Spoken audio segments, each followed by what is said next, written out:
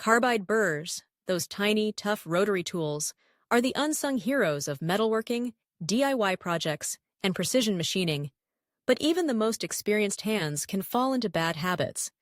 Whether you're a weekend tinkerer or a seasoned machinist, chances are you've made at least one of these classic mistakes.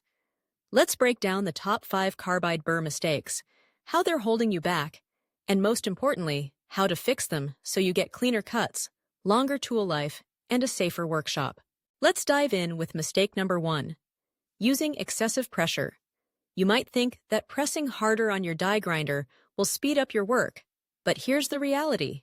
It's actually doing more harm than good. Carbide burrs are designed to cut, not scrape or gouge. When you bear down, you're not only risking control and accuracy, but you're also overheating the tool and the workpiece. The result? Dull burrs, burned metal, and a lot of extra work cleaning up the mess. Imagine trying to shred cheese by slamming it into the grater. Sure, you're making progress, but it's going everywhere and your knuckles are next in line. Instead, let the burr do the work. Apply light, consistent pressure, and keep the tool moving. You'll notice smoother cuts, less chatter, and a finish that actually looks like you knew what you were doing. If you see smoke, feel the tool bogging down, or hear a screech, ease off. Your carbide burr will thank you. On to the second mistake. Running at the wrong RPM. Carbide burrs are precision tools, and they have a sweet spot, typically up to 35,000 revolutions per minute. Too slow, and the burr chatters, grabs, or stalls. Too fast, and you risk losing control or even damaging the burr. It's like trying to ride a bike in first gear down a hill. You're spinning your wheels, but not getting anywhere fast. So, how do you fix this? Always check the manufacturer's recommended RPM for your specific burr and material. For most metals, running your die grinder between 20,000 and 35,000 RPM is ideal. For softer materials like aluminum, you might drop the speed slightly to prevent clogging, but don't go so slow that your tool starts bouncing. And if you don't have a variable speed grinder, consider investing in one. It's a game changer for both safety and results. Mistake number 3 is all about selection, choosing the wrong cut for your material. Carbide burrs come in a dizzying array of shapes and tooth patterns, the most popular being single cut and double cut. Single cut burrs have one set of flutes and are ideal for rapid material removal in harder metals like steel and cast iron. They leave a rougher finish, but get the job done fast. Double cut burrs, on the other hand, have crisscrossing teeth that make for smoother finishes, less chatter, and easier control. Perfect for detailed work on stainless steel or softer metals like aluminum. Picking the wrong burr is like using a chainsaw to slice bread. Messy, inefficient, and potentially dangerous. If you're working on stainless and want a clean finish, reach for a double cut. If you're hogging out material from a stubborn chunk of steel, single cut is your friend. And don't forget specialized cuts for non-ferrous metals. These help prevent clogging and make your life a whole lot easier.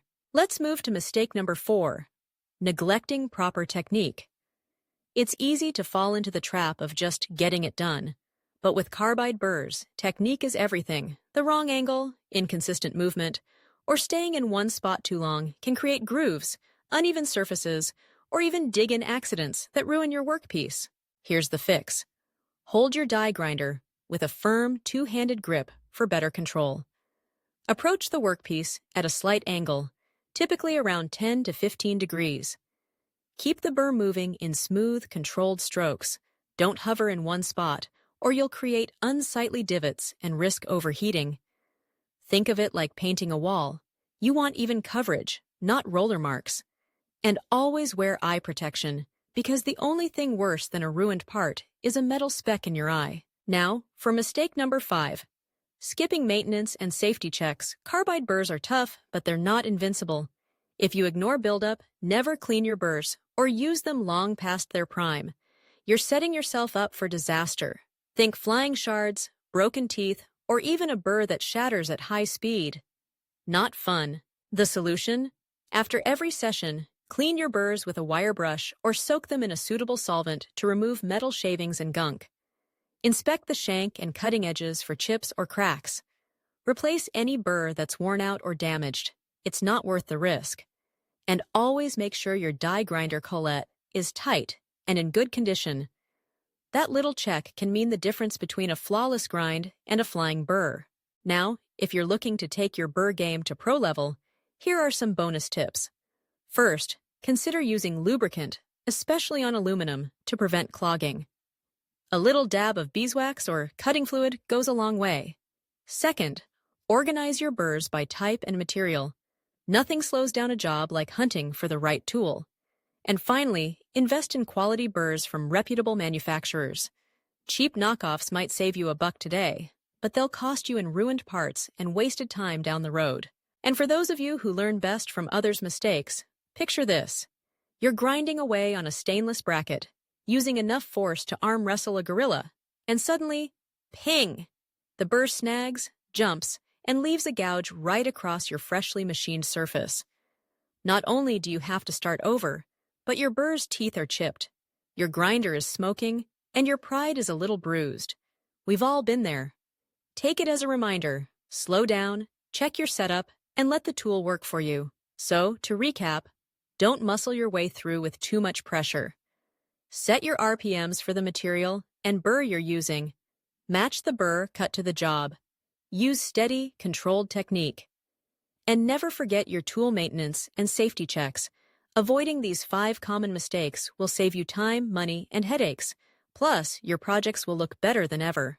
Remember, mastering carbide burrs isn't about brute force or luck. It's about understanding your tools and working smarter, not harder. Keep these tips in mind, and you'll be shaping, smoothing, and finishing like a pro in no time.